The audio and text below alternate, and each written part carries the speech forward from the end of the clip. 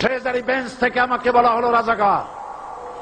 আমি আমার সমস্ত শক্তি একত্রিত করে বলেছিলাম শুধুমাত্র হিন্দুস্তানের রাজাকারেরাই আমাকে রাজাকার বলতে পারে।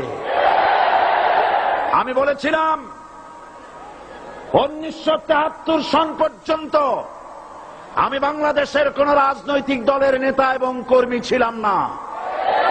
তিনটা প্রশ্ন। আমি জামাতে এসেছি, আমি ছাত্র জীবনে জামাত করি নাই, কিন্তু জামাতের প্রতি আকৃষ্ট হলাম ছাত্র জীবনেই। কারণ ওই সময় আমি ছোটসিনা মাদ্রাসা পড়তাম, এটা একটা পীর সাহেবের মাদ্রাসা।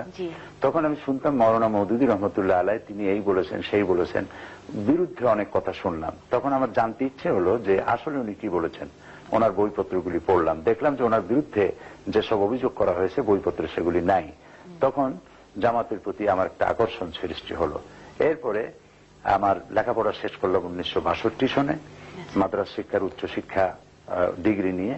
তারপরে আমি ব্যক্তিগতভাবে কিছু রিসার্চ ইত্যাদি করেছি। 70-এর দশকে এসে আমি জামাতের রুকন হয়েছি।